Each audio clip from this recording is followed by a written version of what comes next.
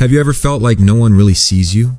Like there's a part of you, something silent, heavy, and invisible, that no one would understand even if you tried to explain? Maybe you've walked through life carrying this quiet sense of separation, as if you exist just a little apart from the world around you. If you've ever felt that, you're not broken. You're not lost. The truth is, you were never meant to be fully understood. In this video, I want to explore why that is. We'll dive into the ideas of Carl Jung, one of the most important thinkers in modern psychology, and his concept of the shadow self. And we'll talk about why embracing your full individuality often leads to isolation. Not because something's wrong with you, but because of how human nature and society work. Carl Jung believed that every person carries a shadow, a hidden part of the psyche made up of everything we repress, deny, or reject within ourselves. It isn't always evil or monstrous. It's simply the parts of us we've been taught not to show. Our anger, jealousy, selfishness, desires we were told were wrong. Even positive qualities, like ambition or confidence, can end up in the shadow if we're told they're inappropriate. As we grow up, society teaches us what is acceptable and what isn't. We build a public mask, something Jung called the persona, a version of ourselves meant to fit into the world, to gain approval and avoid rejection. But everything that doesn't fit into that mask doesn't just disappear. It falls into the unconscious, becoming the shadow. And whether we realize it or not, it shapes our behavior, our emotions, and our relationships. Most people live through their persona, their public face, because it's easier. It's safe to belong, to be accepted, to avoid conflict. But what happens if you decide to live honestly? What if you stop hiding parts of yourself? If you begin to integrate the shadow and accept yourself fully?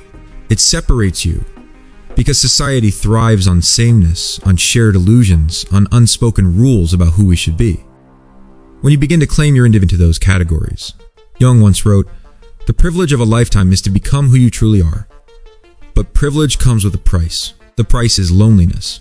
When you embrace your individuality, your contradictions, your depth, your shadow, you realize how many people are still living in roles, repeating what they've been told, clinging to shallow identities. And the deeper you go into yourself, the further you move from the crowd.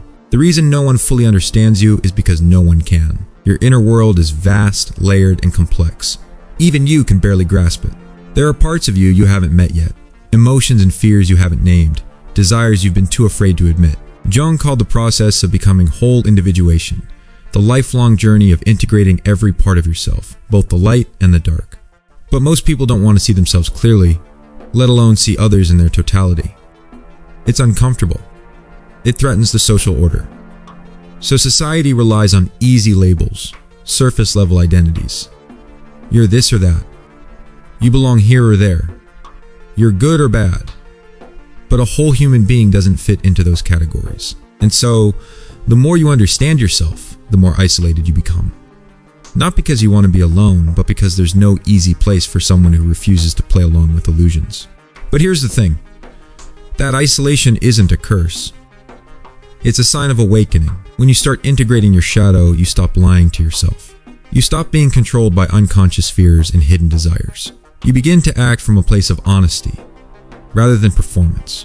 It makes you emotionally stronger because you no longer need to please everyone. It makes you authentic because you no longer deny your own nature. It makes you powerful because the parts of yourself you once buried now become sources of energy and creativity. Jung said, "One does not become enlightened by imagining figures of light, but by making the darkness conscious." And it's true, wholeness doesn't come by chasing perfection. It comes by facing the full reality of who you are. So if you felt misunderstood, if you felt alone in your thoughts, if you've sensed there's something deeper in you that no one seems to notice, you're not broken. You're not strange. You're simply walking a path that few people choose. You were never meant to be fully understood because you are far more than what the world wants you to be. And maybe, instead of seeking to be understood, we should seek to understand ourselves. I want to leave you with this question. What parts of yourself have you buried in fear of being misunderstood? Think about it. Write it down. Face it. Because somewhere in those forgotten places is the truth of who you are. If this spoke to you, feel free to share your thoughts in the comments. I'll see you in the next video.